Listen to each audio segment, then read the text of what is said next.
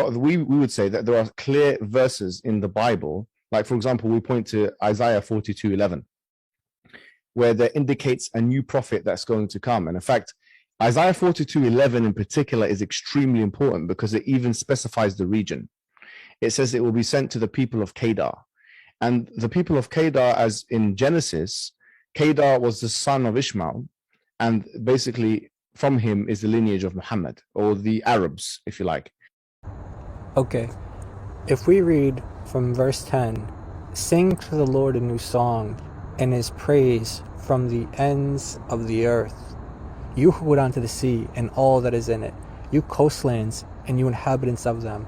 Let the wilderness and its cities lift up their voice, the villages that Kedar inhabits. Let the inhabitants of Selah sing. Let them shout from the top of the mountains. Let them give glory to the Lord and declare his praise in the coastlands. He said that verse 11 specifies the region that this prophet will come. He'll be sent to the people of Kedar.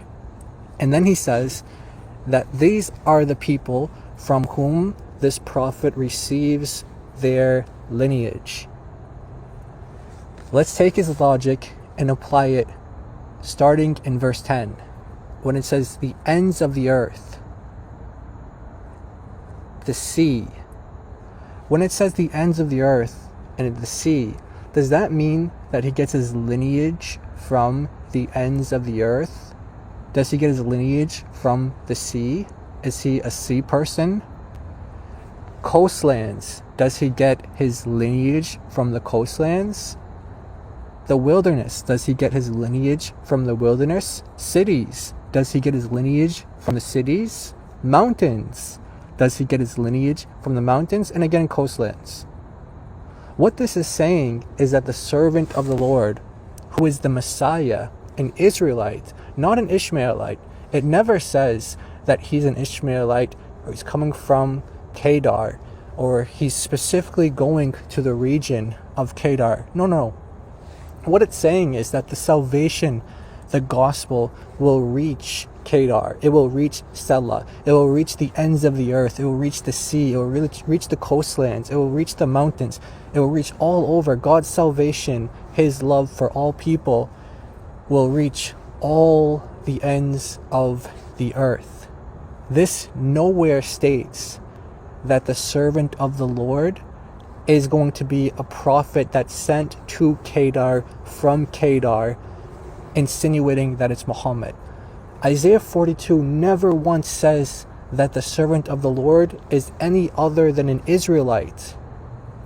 The servant of the Lord is the Messiah, who is the ultimate representative of Israel, which is why in the previous chapter it identifies the servant as Israel.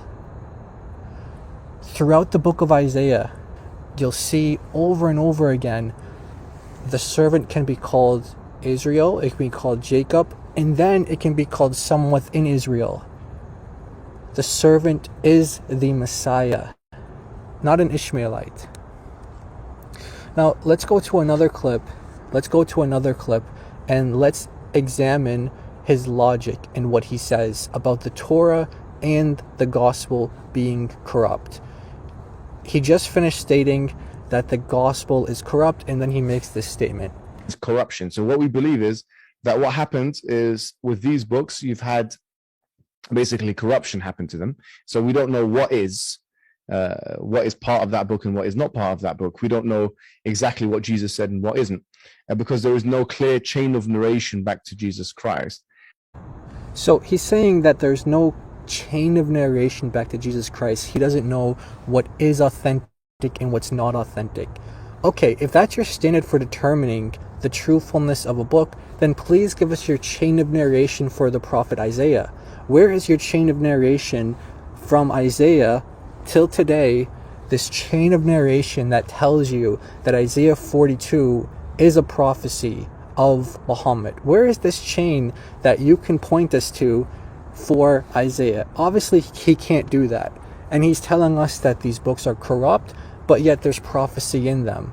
How can you go to a corrupt book to prove the truthfulness of your religion if that same book can be used to demonstrate the falsehood, the falseness of your religion? And this is just one small example of how Muhammad Hijab misinformed Jordan Peterson and his audience on Isaiah 42, which is not a prophecy of Muhammad. It is in fact a prophecy of the Messiah, the Son of God, the servant of the Lord. Not an Ishmaelite, not someone from Kedar, but in fact God incarnate, who took on flesh, became an Israelite.